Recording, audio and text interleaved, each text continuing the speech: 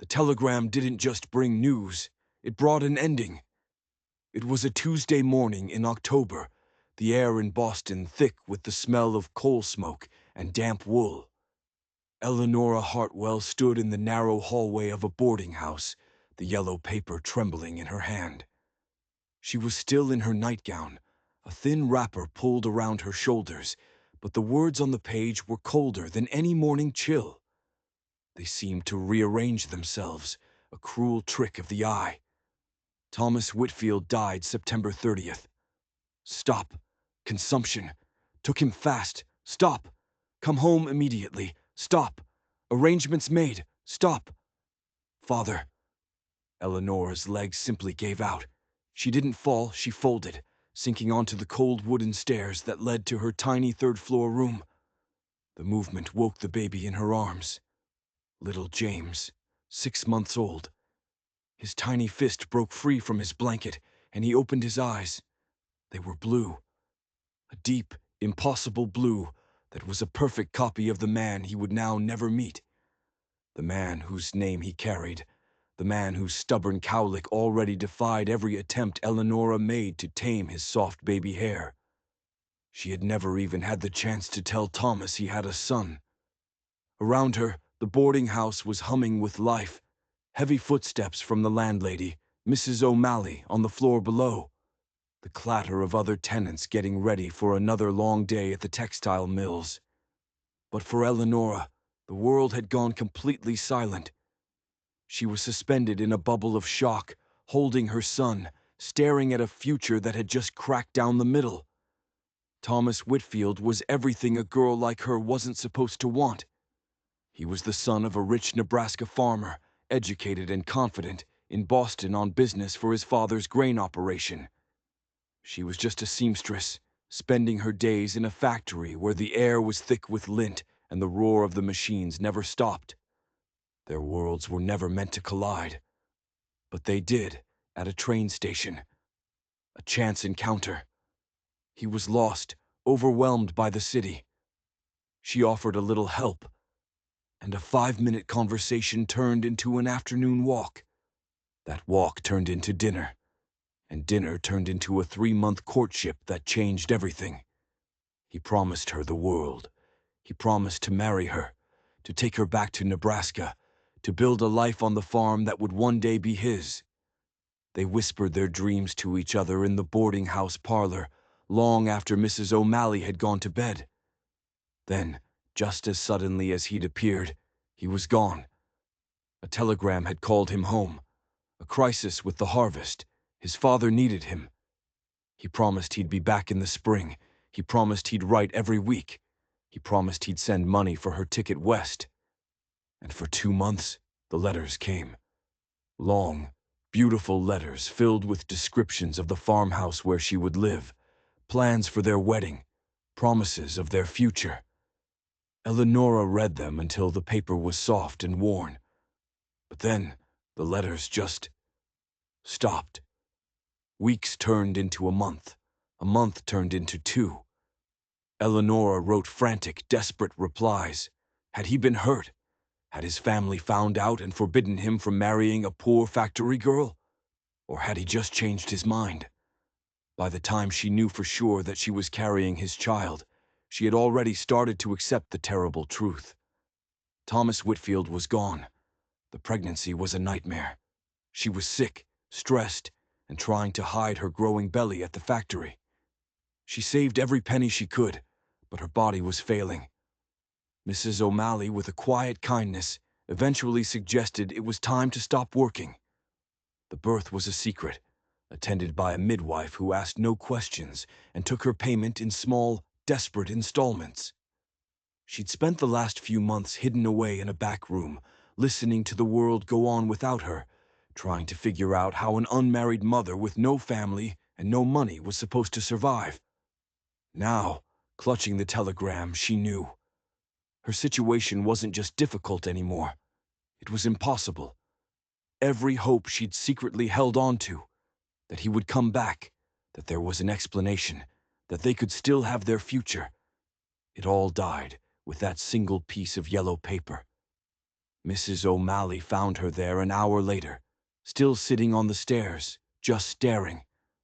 The old woman had seen her share of trouble. She knew the look of a life that had just been shattered. She sat down beside Eleonora, her old joints creaking a protest.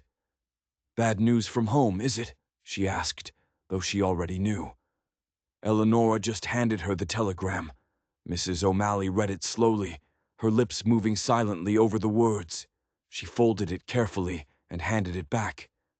The baby's father, then. It wasn't a question. Eleonora could only nod, afraid her voice would break. Mrs. O'Malley was quiet for a long time. "Well," she said finally, her Irish practicality cutting through the silence. "The dead can't marry you, child, but they can't abandon you either. Sometimes that's a blessing, though it never feels like one at the time." The words should have been a comfort, but they weren't. Tears started to well up in Eleanor's eyes. Thomas would never know his son, and James would spend his whole life as a testament to a choice that society would never, ever forgive. "What will you do now?" Mrs. O'Malley asked, her voice gentle. Eleanora looked down at James, who had fallen back asleep in her arms, completely trusting, completely unaware. He didn't know about legitimacy or society or money. He just existed, a tiny, perfect life that depended entirely on her. "I don't know," she whispered. "I have enough money saved for maybe 2 months' rent. After that..." She couldn't finish the sentence. The "after that" was a dark, terrifying abyss. Mrs. O'Malley stared at her, her expression thoughtful, calculating. "There are options," she said carefully. "Not good ones, mind you, but options. There are families, good families, who might take the child. Give him a life you can't." Eleonora's arms tightened around James so fiercely he stirred. The thought of giving him up, the only piece of Thomas she had left, was a pain so sharp it took her breath away. It might be the most loving thing she could do for him, but it was impossible. "I can't," she whispered. "I won't." "I thought you'd say that," Mrs. O'Malley nodded. "Then you'll need another way. Marriage, most likely. Find a man willing to take on a woman and a child, no questions asked." The idea felt like a physical blow. Marry another man. Pretend to love someone else while her heart was still breaking for Thomas. It felt like the ultimate betrayal. But as she sat there on those cold, unforgiving stairs, holding her son and staring into that dark abyss of a future, Eleonora realized something. Betrayal was a luxury. Survival was not. And she was no longer just responsible for herself. She was responsible for the tiny, sleeping life in her arms. A life she would do anything to protect. That night after James was fed and asleep, Eleonora sat down at the small desk in her room. Her hands were shaking, not from the cold, but from the sheer size of the lie she was about to tell. She was about to weave a web of deception so complex it might save her life, or it might trap her forever. She picked up her pen. The letter was addressed to Mr. William Whitfield, in Millbrook, Nebraska. Thomas's older brother, the man who would now inherit the farm that should have been her future. The man who had never met her, never heard of her. The man she was about to ask to marry her. Thomas had talked about him often. William was 10 years older, more serious, less of a dreamer. But he was reliable. A man who had sacrificed his own life to build the family farm. A man who had never married because his duty was to his land and his parents. A man, Thomas had said, who understood honor. Eleonora was gambling everything on that one word. Honor. "Dear Mr. Whitfield," she wrote, the pen scratching nervously across the cheap paper. "I am writing to express my condolences on the loss of your brother Thomas. He was a dear friend to me during his time in Boston." She paused, the words looking so small, so innocent. But they were the beginning of a lie that would change everything. "I understand this is presumptuous," she continued, but Thomas spoke of you and your family with such affection that I feel as if I know you. Now came the part of no return, the part where she sealed her fate. I am writing to inquire about a business arrangement. I am a widow with a young child. My circumstances require that I seek new employment far from Boston, where my late husband's debts cannot follow us. The lie about being a widow came surprisingly easily. In a way, it was true. Thomas's death had left her with all the burdens of a widow, but none of the rights. Thomas mentioned that you were seeking a wife, she wrote, her heart pounding. Someone to manage the household. If you are still in need of such an arrangement, I would be honored to discuss terms. I ask only for honest work, fair treatment, and safety for myself and my child. She sealed the letter before she could lose her nerve. She calculated the time. 2 weeks for the letter to get there, maybe a week for him to think, 2 weeks for a reply to come back, 5 weeks. Her entire future rested on 5 weeks. As she lay in bed that night, Eleanora thought about the stories Mrs. O'Malley told about the mail-order brides who passed through the boarding house. Women who traveled thousands of miles to marry strangers, building their lives on a foundation of letters and hope. Some of those stories had happy endings. Others ended in tragedy. She was about to become one of them. But she was different. She was carrying a secret that could destroy everything. William Whitfield was expecting a respectable widow with a tragic past. He was getting a woman whose son was his own nephew. A woman whose relationship with his dead brother was a secret that could bring shame and ruin down on his entire family. The guilt was like a sickness in her stomach. But what was the alternative? Watching James starve, giving him up to strangers? No, she was gambling everything. Gambling on the hope that William Whitfield was the honorable man his brother believed him to be. As she drifted off to sleep, she dreamed of endless wheat fields and a house where James could grow up safe and loved. She dreamed that Thomas was there, smiling, forgiving her for the lies she was telling in his son's name.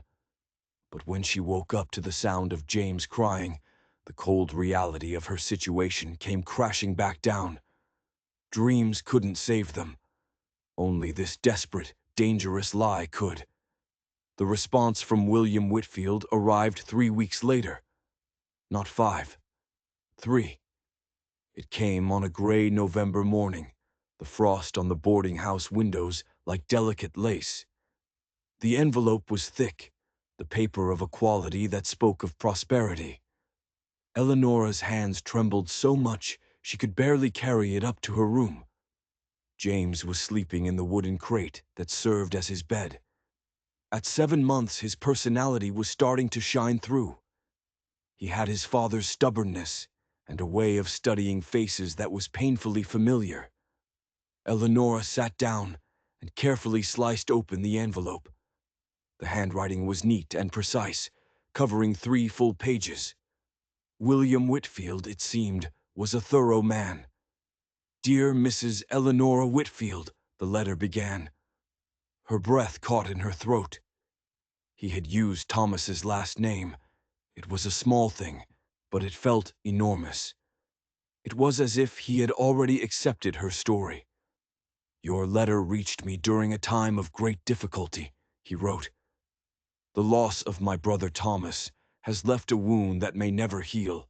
He was not just my brother, but my closest friend." The guilt stabbed at her again, sharp and hot. While she was waiting for him, he had been dying. Alone, surrounded by a family who had no idea she and his son even existed. Then came a line that made her heart stop. "Thomas spoke of you in his letters." Eleanora felt the blood drain from her face. "He mentioned a young woman in Boston who had shown him great kindness. He was always modest, but I understand now that his feelings for you were deeper than he let on. I regret that his illness prevented him from bringing you home, as he clearly intended." She had to read it again. Thomas had told them about her. Not everything, but enough. Enough for William to believe her. Her lie had a thread of truth to it, and that thread might be just strong enough to hold.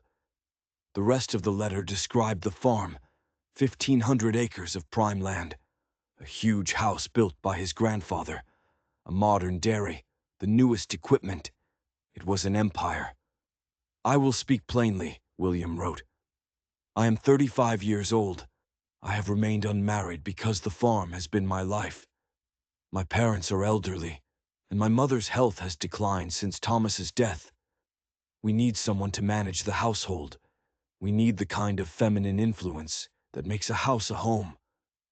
Eleonora read on, her heart pounding. "I understand you have a young child. I want to assure you this is not a burden. It is a blessing. This house has been too quiet for too long. I am prepared to provide for your child as if he were my own son, to ensure his education and his future, regardless of his parentage." The generosity of it was overwhelming. He was unknowingly promising to raise his own nephew. What would he do if he ever found out the truth? Would his kindness survive a betrayal that deep? "As for our arrangement," the letter continued, "I propose a marriage of convenience. With time and mutual respect, perhaps it could become something more. I cannot promise romance, but I can promise honesty, kindness, and partnership. You would have your own room. There would be no expectations beyond those of a housekeeper and companion, unless you felt comfortable with more." Tears welled in her eyes. He was offering her dignity. He was offering her son a future she could never provide. Education, stability, a name. "If these terms are acceptable," he concluded, "I will send funds for your passage to Nebraska. I will make arrangements for your comfort along the way." He had thought of everything. Train schedules, connections, even a small extra sum for new clothes, recognizing she might need a wardrobe suitable for the wife of a prosperous farmer. Eleonora read the letter 3 times. Then she looked out the frosted window at the grimy alley below. That alley was her future in Boston, a lifetime of factory work, poverty, and shame. This letter was a future in Nebraska, a life built on a lie, yes, but a life filled with hope. But the risk was terrifying. James looked so much like Thomas, the blue eyes, the cowlick, the smile. As he got older, the resemblance would become undeniable. Someone would notice. Was it fair to William to build a marriage on such a massive deception? Was it fair to James to build his life on a lie about his father? But life hadn't been fair to her, and poverty wouldn't be fair to James. Sometimes survival meant choosing the least terrible option, and Eleonora chose her son's future. That evening, she wrote her acceptance. She carefully added details to her fictional backstory. A brief marriage to a businessman, Robert, who died in a railroad accident, leaving her with his debts. It was plausible enough to explain why she needed to escape Boston. As she wrote, she wasn't just creating a new history, she was creating a new version of herself. Mrs. Eleanora Whitfield, dignified, competent, grateful, a devoted mother. Everything Eleanora Hartwell had always wanted to be. The money for their passage arrived just 2 weeks later. Eleonora spent days shopping, carefully selecting practical, respectable clothes for herself and warm outfits for James. Each purchase felt like another step into her new life, a step away from the old one. The fear was still there, a cold knot in her stomach, but for the first time since James was born, it was mixed with excitement. On her last night in Boston, Mrs. O'Malley sat with her in the parlor. "You're doing the right thing, child," the old woman said. "That boy deserves a better life, and so do you." "I hope so," Eleonora said. "He seems like a good man in his letters, but letters can hide so much." "Men are simple creatures," Mrs. O'Malley said with a wry smile. "Give him a clean house, a good meal, and a kind word, and he'll think he's got the better end of the bargain. The rest will come with time." As she tucked James into his travel basket for the last time, Eleonora whispered a promise to his sleeping form, a promise to him and to the memory of his father. She would give him the best life possible, no matter what it took, no matter the cost. The next morning, as a hired carriage carried them away from the boarding house, she took one last look at the building that had been their sanctuary and their prison. Then she turned her face to the west, holding her son tight, and prayed that God was forgiving enough to bless a future built on a lie. The train was a different world. Polished brass, velvet seats, a level of luxury Eleonora had only ever dreamed of. William's generosity had bought them a ticket out of poverty and into first class. Here, no one looked at a woman traveling alone with a child with suspicion. They nodded politely. They made small talk. Eleonora had crafted her new identity as carefully as she had sewn a wedding dress. Her traveling outfit was dark blue wool, fashionable but conservative. Her hair was swept up in a way that made her look older, more worldly. She carried herself with the quiet dignity of a woman who had known tragedy but had not been broken by it. James, now 8 months old, was her greatest asset. He was a beautiful, healthy baby, and his easy smile charmed everyone, especially the older ladies who cooed over him.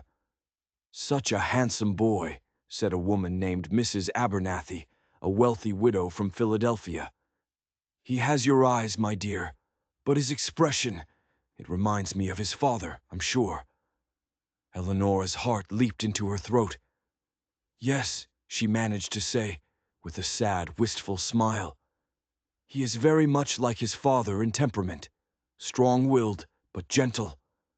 "The best kind of man," Mrs. Abernathy sighed, and for the rest of the day she became Eleonora's unwitting teacher, schooling her on the customs and politics of the small farming communities of the Midwest. "They're good people," she said over dinner in the dining car. "Hardworking and practical. They value competence over charm. Prove you're useful first, and they'll decide if they like you later." Eleonora absorbed every word. She was performing, playing the role of Mrs. Whitfield, and with every passing hour, the role felt more real. She was becoming more confident, more composed. The constant fear that had been her companion for months began to recede, replaced by a fragile hope. But on the second day, her new identity was put to the test. A man at lunch introduced himself as Mr. Samuel Morrison, a grain broker who did business in Nebraska. "Whitfield, you say?" he mused. "I know that name. A fine operation. William Whitfield is a solid man. His family has worked that land for generations. You and your son will be in good hands." Eleonora's carefully prepared story came out smoothly. "My husband's brother has been very kind. Family obligations, you understand." But then Morrison's expression turned somber. "Thomas was the younger brother, wasn't he?" he asked. "I heard he passed. Consumption, a real tragedy. From what I heard, he was well liked by everyone.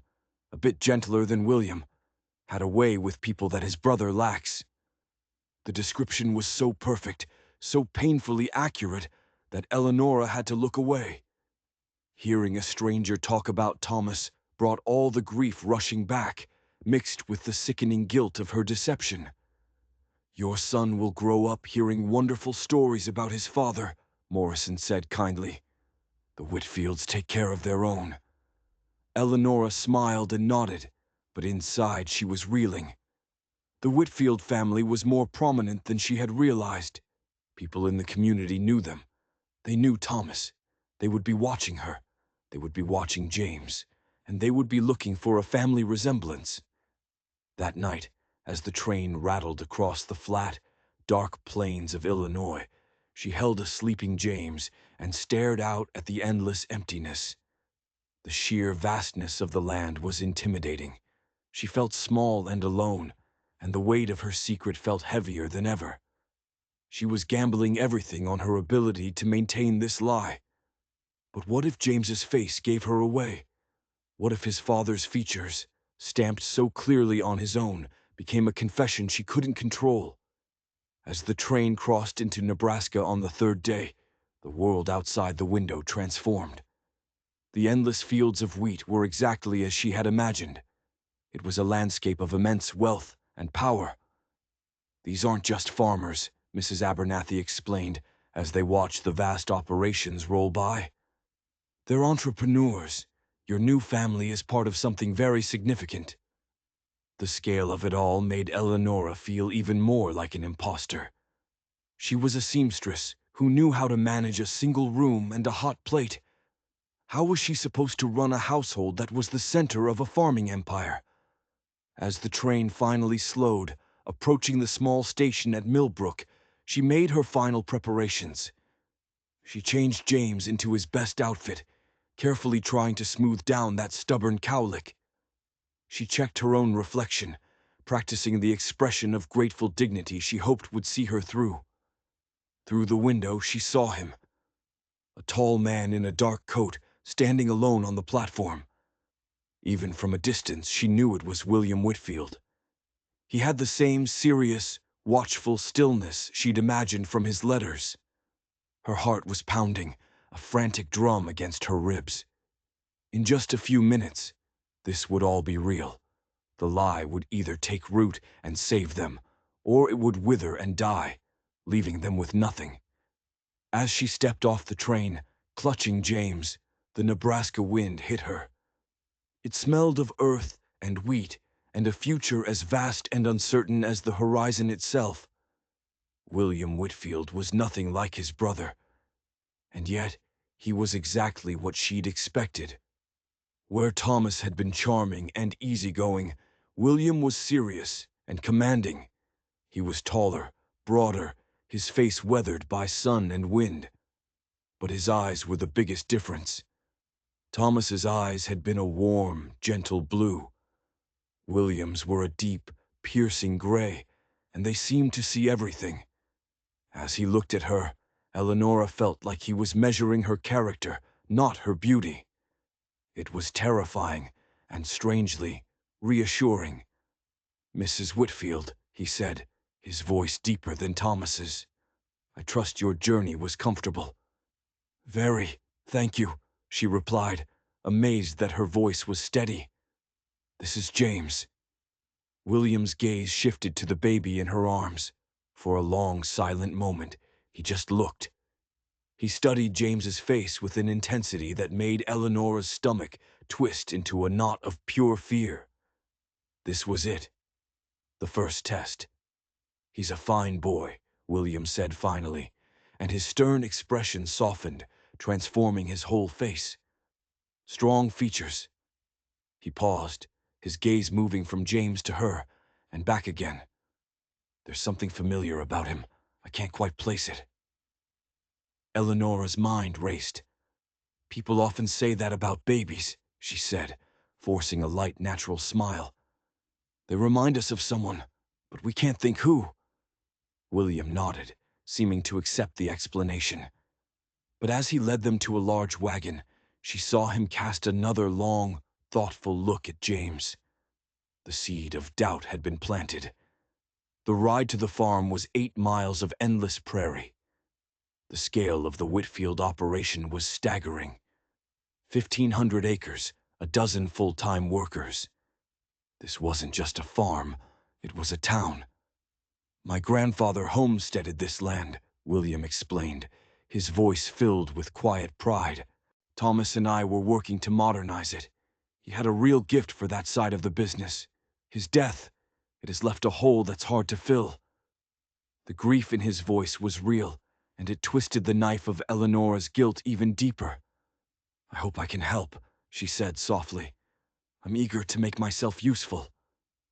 William looked at her then, his gray eyes assessing her again. "Your letters suggested you have skills with accounts. My mother has been handling them, but her health is poor. She's taken Thomas's death very hard." As they approached the farmhouse, a huge white clapboard house surrounded by barns and cottages, Eleonora felt a wave of intimidation. This was the life she had lied her way into.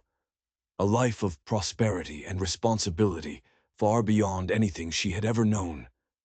But it was also a home, a real home, where James could be safe. Before they went inside, William stopped the wagon and turned to her. "My parents will welcome you," he said, his voice serious. "But my mother, she may ask questions about Thomas's last months, questions that might be painful. Please be patient with her." Eleonora nodded, her stomach churning. How could she answer questions about a time she knew nothing about? Just as he helped her down from the wagon, the front door of the farmhouse opened. An elderly woman emerged, small and frail, her silver hair in a neat bun. It was his mother, Margaret Whitfield. Her kind eyes went straight to the baby in Eleanor's arms. "Oh my," she breathed, her voice trembling. "Oh, William, look at him. He's beautiful." She enveloped Eleanor in a hug that smelled of lavender and fresh bread. But then her attention was entirely on James. She studied his face, her own expression a mixture of joy and confusion. "There's something about his eyes," she murmured, her finger gently tracing his cheek. "They remind me, but that's not possible." Eleanor's heart was pounding so loudly, she was sure they could all hear it. "People often see family resemblances in babies," she said, her voice tight. Margaret looked up, tears in her eyes. "Forgive me, my dear. Since we lost Thomas, I see him everywhere. It's just, this little one feels so familiar." William gently guided his mother toward the house, but as they reached the porch, an elderly man appeared in the doorway.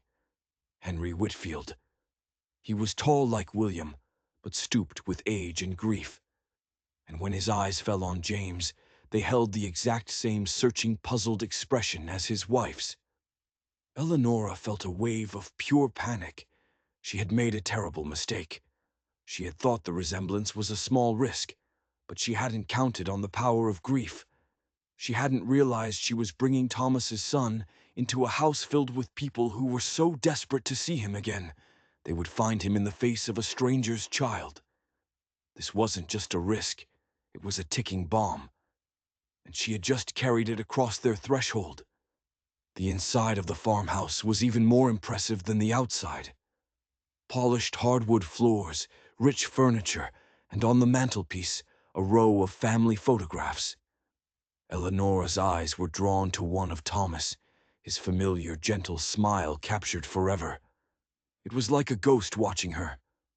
Margaret led her upstairs to a beautiful, spacious room overlooking the wheat fields. A handcrafted wooden cradle sat beside the bed. "This is more than I ever expected," Eleanor said, her voice filled with genuine gratitude. "It's been a joy to have something hopeful to focus on," Margaret said, her voice catching. "This house has been so empty. Having a baby here again, it feels like a blessing." The weight of those words was crushing. She was offering this grieving woman a false hope, a comfort built on a lie that could shatter this family's trust forever.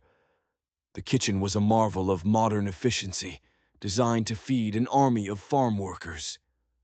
Eleonora, who had only ever cooked for herself, was now expected to manage meals for more than 20 people a day. The responsibility was overwhelming. Just then, William appeared in the doorway, dressed for work. He offered to show her the rest of the farm operations. It was a relief to get out of the house, away from the searching eyes of his parents. The barns were a hive of activity. A dairy, a massive herd of beef cattle, and a stable of magnificent horses. "This was Thomas's passion," William said, gesturing to the horses. "He had a real vision for our breeding program.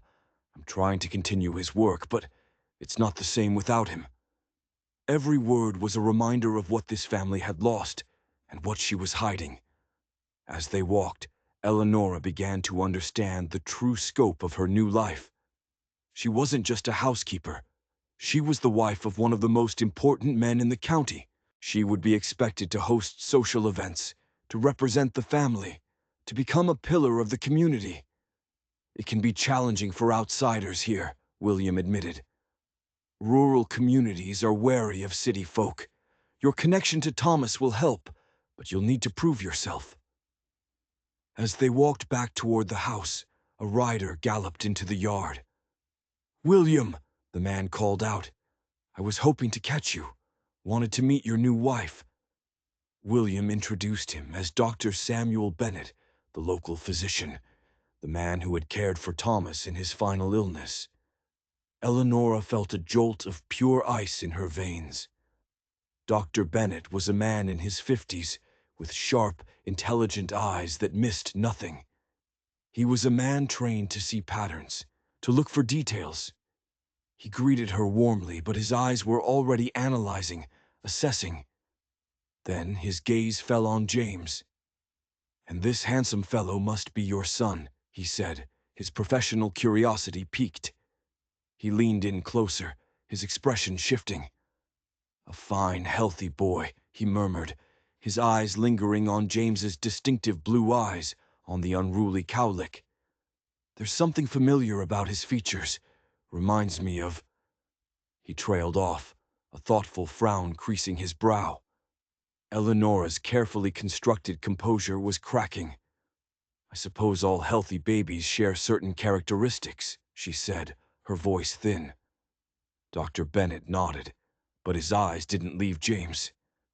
"Perhaps, but in my experience, certain family traits are unmistakable. Eye color, bone structure, they can be remarkably consistent across generations." Eleonora could feel William's attention sharpen beside her. This was the third person in as many hours to notice the resemblance. It was no longer a coincidence. It was a pattern.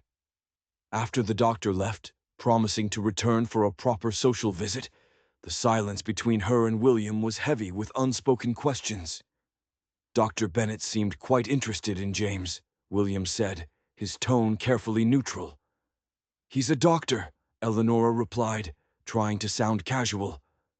"It's his job to be observant." But she could see it in William's face. He was thinking, connecting the dots. Her secret was not safe. The bomb was ticking faster. That evening at dinner, the pressure intensified. Henry Whitfield told stories about Thomas's childhood, stories Eleonora had to absorb and remember, adding more layers to her complex web of lies. Every shared memory, every fond recollection was another potential trap. Later that night, as she rocked James to sleep in their beautiful new room, she looked down at his perfect, innocent face. The face that looked so much like his father's. The face that was a living, breathing confession. She had thought her greatest challenge would be surviving. But now she knew the truth. Her greatest challenge would be keeping her secret in a house full of people who were already beginning, unconsciously, to discover it. The first week on the farm was a blur of relentless work and constant, draining vigilance.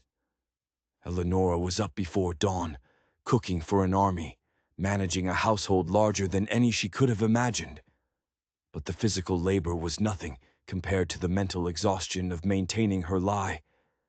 Every conversation was a minefield. The farm workers, the neighbors, the delivery men from town, everyone was curious about the mysterious city widow who had married William Whitfield. The most dangerous encounter came on Thursday. A neighbor, Mrs. Rebecca Patterson, a woman with sharp eyes and an even sharper tongue, came to call. She was the unofficial gossip of the county, and she had come to interrogate. "Such a tragedy about Thomas," she said, sipping tea in the parlor. "He was always so private. We had no idea he'd formed an attachment in Boston." Eleonora repeated her carefully rehearsed lines. "Thomas was very discreet. He wanted to be sure of his feelings before introducing me to his family." Mrs. Patterson's eyes narrowed. "And your first husband, Thomas mentioned you were a widow." "Robert," Eleonora said, the name feeling foreign and clumsy on her tongue. "He died in a railway accident. Thomas was a great comfort to me during that difficult time." "How fortunate," Mrs. Patterson said, her tone dripping with insinuation. Thomas always did have a soft spot for a damsel in distress. When she finally left, Eleonora felt like she'd just survived a battle. That evening, Margaret found her in the kitchen, her shoulders slumped with exhaustion. "You handled Rebecca beautifully," the older woman said quietly. "She came looking for scandal and left with a story of tragic romance. You are exactly what you appear to be." The words were meant as a compliment, but they felt like a condemnation. Margaret's trust was a gift Eleonora didn't deserve. Just then, William came in from the fields. With him was another man, a well-dressed businessman. "Eleonora," William said, "this is Charles Morrison, our grain broker." Eleonora's blood ran cold. Morrison, the same last name as the man on the train. Was it his brother, his cousin? "A pleasure, Mrs. Whitfield," the man said. "I was so sorry to hear about Thomas. He was a fine man." His eyes flicked down to James, who was playing in a basket on the floor. Then came the words she was starting to dread. "A handsome boy. He has a familiar look about him." It was happening again. Eleonora could feel William's gaze on her, questioning. The pattern was becoming too obvious to ignore. Too many people were seeing a ghost in her son's face. That night she stared at James as he slept. His features were becoming more defined. The baby fat was melting away, revealing the strong jawline, the shape of his nose, the Whitfield features. The resemblance wasn't just a vague familiarity anymore. It was a clear, undeniable portrait of his father. Her lie was living on borrowed time, and time was running out. The bomb finally went off on a crisp Saturday afternoon. Dr. Bennett had returned for his promised social visit. The whole family was gathered in the parlor. It was a peaceful, domestic scene. Eleonora was reading aloud. Margaret was embroidering. William was reviewing his ledgers. James, now almost a year old, was crawling around on a quilt on the floor, a whirlwind of happy energy. "Young James is thriving," Dr. Bennett observed, settling into a chair where he could watch the boy play. He was quiet for a long time, his eyes following James's every move. Eleonora's heart began to pound, a slow, heavy rhythm of dread. Then James looked up. He smiled directly at the doctor, a wide, charming, toothless grin that crinkled the corners of his bright blue eyes. Dr. Bennett froze. His teacup stopped halfway to his lips. "My God," he breathed, his voice a stunned whisper. The book fell from Eleonora's hands. The room went silent. "Those eyes," the doctor said, his voice filled with a dawning, terrible certainty. "That smile, the way he moves his hands when he's concentrating." He looked from James to William to Eleonora. His face was a mask of shock and disbelief. "Doctor?" William asked, his voice sharp with concern. Dr. Bennett stood up, his gaze locked on James.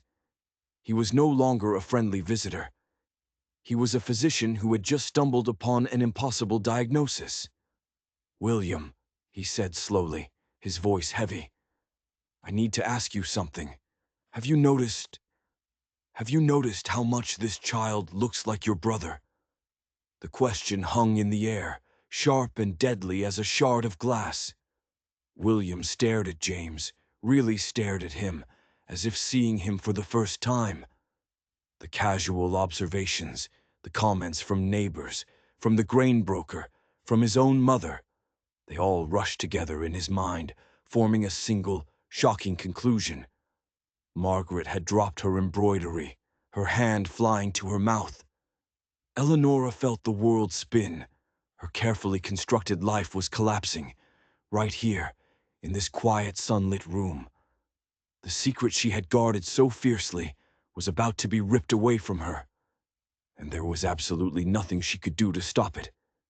The silence in the room was absolute. The only sound was the happy, oblivious gurgle of a baby playing with his wooden blocks. Eleanora's mind was a whirlwind of panic. She could deny it. She could feign outrage. But she knew it was useless. Dr. Bennett wasn't guessing. He knew. Years of delivering the children of this county, of watching them grow, of knowing the family lines and the inherited traits. It had all culminated in this one impossible moment of recognition. "Mrs. Whitfield," he said, his voice gentle now, the voice of a doctor about to deliver a life-altering diagnosis. "I attended Thomas in his final illness. I knew him his whole life. I know the Whitfield family features better than I know my own." He knelt on the floor beside James. The baby looked up at him with bright, curious eyes and offered him a block. The doctor took it, his hand trembling slightly. "William," he said, his voice thick with emotion, not looking up from the child. "This boy has your brother's eyes. Not just the color, the shape, the way they crinkle when he smiles." He gently touched the cowlick on James's head.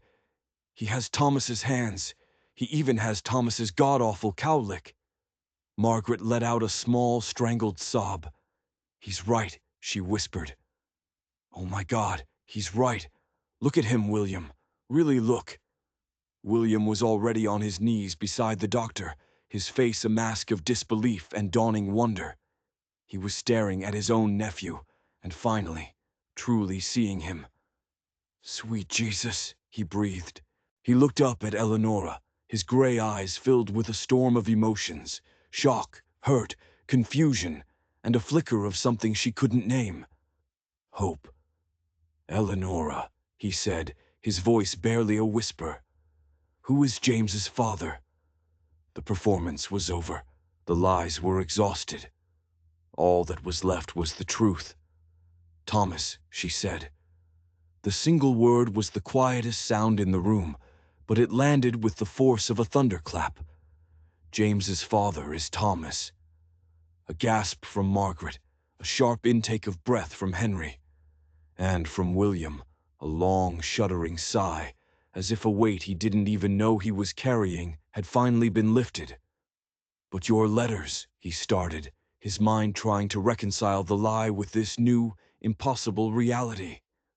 "The widow, the railroad accident." "I was never married," Eleanora said, the confession feeling both terrifying and liberating. "Thomas and I, we loved each other. He promised to marry me. He was coming back for me.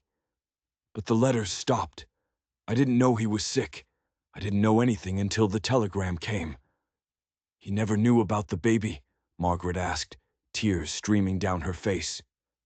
"No," Eleanora said, shaking her head. "I never got the chance to tell him." "But why the deception?" William asked, his voice not angry, but filled with a deep, wounded confusion. "Why not just tell us the truth?" This was the most important question. Her answer would determine everything. "Because I was an unmarried mother with nothing," she said, her voice gaining strength. "Because the world is cruel to children like James. Because I was desperate, and I saw a chance to give my son the life and the family he deserved. I was afraid you would feel obligated, that you would take us in out of duty. I wanted to earn my place here. I didn't want to claim it through a secret." William was quiet for a long time, just looking at her, his expression unreadable. "So all of it," he said slowly. "The letters, the arrangement. It was all a lie." "Yes," she whispered, "a lie to protect my son, and I'm not sorry for it." It was Margaret who broke the tense silence. "Our son," she said, her voice firm. "This boy is our grandson. Eleanora, my dear, you have given us a gift, a piece of our Thomas, back with us." Henry nodded, his old eyes shining with unshed tears. "The boy has Whitfield blood. That makes him family. That makes you family." Eleanora was stunned. She had expected anger, accusations, banishment. She had not expected acceptance, forgiveness. "I will leave, if that's what you want," she said, looking at William. I won't hold you to a marriage that was built on a lie." William stood up and walked to the window, staring out at the fields his family had worked for generations. "Thomas loved you," he said, his back to her. "It wasn't a question. I can see it in the way you've protected his son. James is a Whitfield. He belongs here. That is not in question." He turned around, his face grim but resolved. "What is in question is us. You came here as my mail-order bride. You are actually the mother of my nephew. That changes everything." Just then, Dr. Bennett, who had been standing quietly by the door, cleared his throat. "Perhaps I should go, but before I do, this explains something. In his final weeks, Thomas seemed happy, lighter. Despite the illness, I think he was planning his future. I think he was planning to bring you here." After the doctor left, the four of them were alone with the raw, exposed truth. "So," William said, his voice heavy, "where do we go from here?"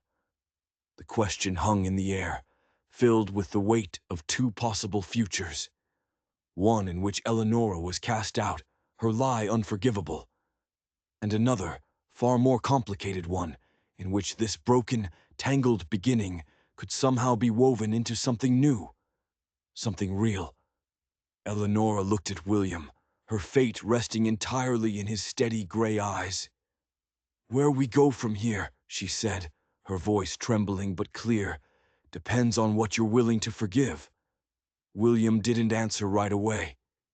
He walked back to the window, his broad shoulders filling the frame, a silhouette against the endless fields.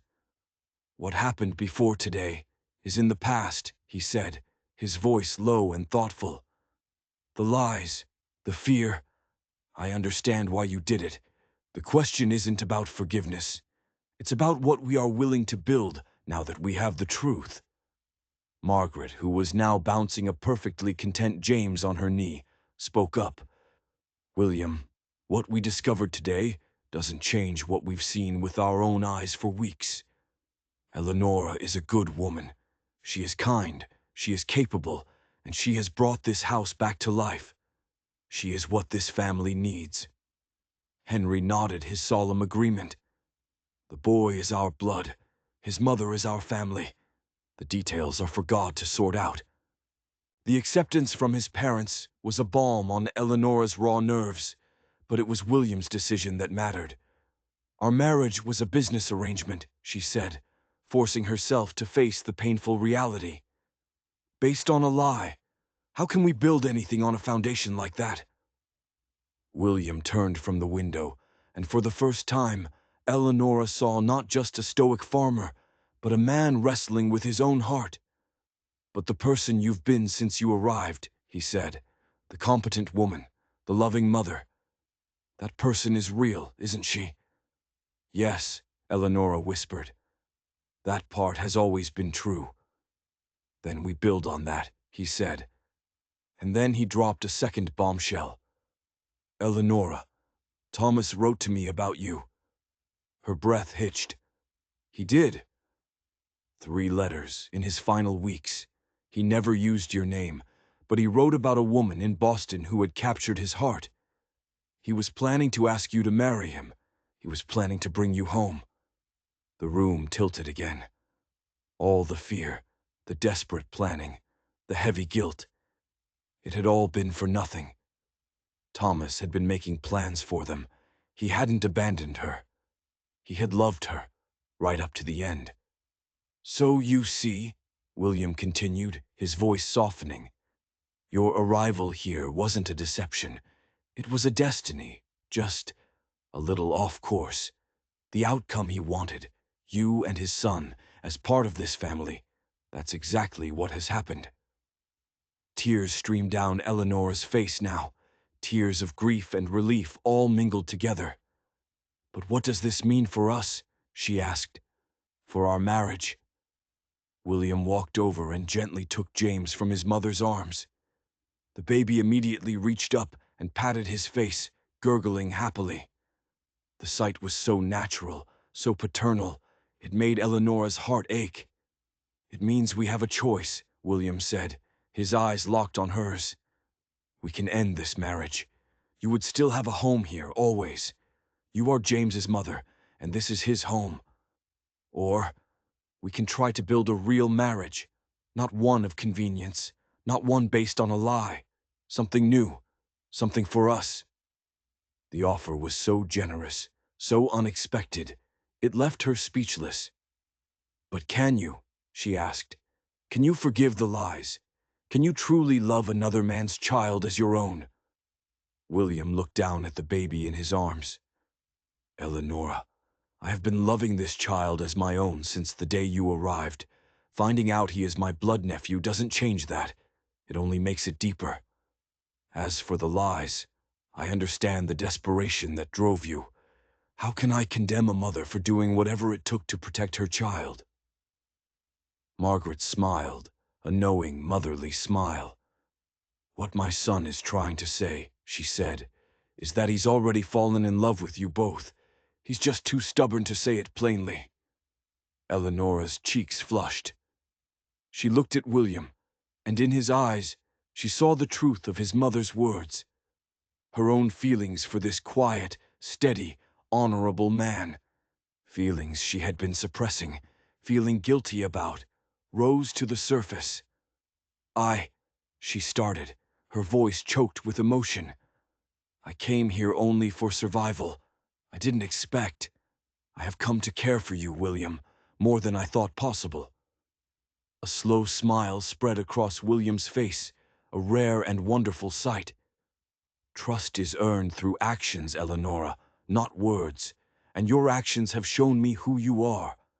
I would rather build a life on that foundation than on any perfect storybook romance. He was offering her a new beginning, a real one, a chance not just for survival, but for happiness. A chance to build a family from the broken pieces of their pasts. I'd like to try, she said, her voice filled with a hope she hadn't felt in years. I'd like to try and build something true. The months that followed were a quiet, steady lesson in building a life together. They started over, not as strangers in an arrangement, but as two people choosing to learn each other, to trust each other.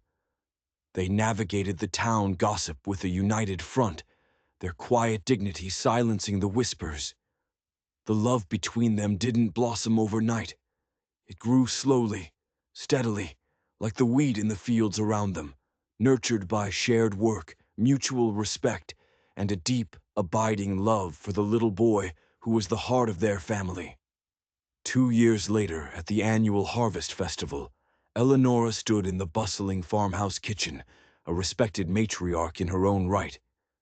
She watched William out in the yard, laughing with the other farmers. And she watched James, a sturdy, happy 3-year-old, chasing after the other children, his bright blue eyes shining with life. Later that evening, as they sat together on the porch swing, watching the fireflies dance in the dusk, William's arm settled comfortably around her shoulders. "Do you ever regret it?" he asked quietly. "The deception that brought you here?" Eleonora thought for a moment. "I regret the lies," she said honestly. "But I can never regret the path that brought me to this family, the path that brought me to you." He pulled her closer, and in the peaceful quiet of the Nebraska night, she knew she was finally home. The desperate girl who had stepped off the train with a secret and a prayer was gone. In her place was a woman who had learned that sometimes the most tangled and difficult paths lead to the most beautiful destinations, and that the truest families aren't the ones that are perfect, but the ones that are built on forgiveness, acceptance, and a love strong enough to turn a lie into a beautiful, lasting truth. If you enjoyed this story, don't forget to like and subscribe. We have a new story coming tomorrow that you won't want to miss. Thanks for listening.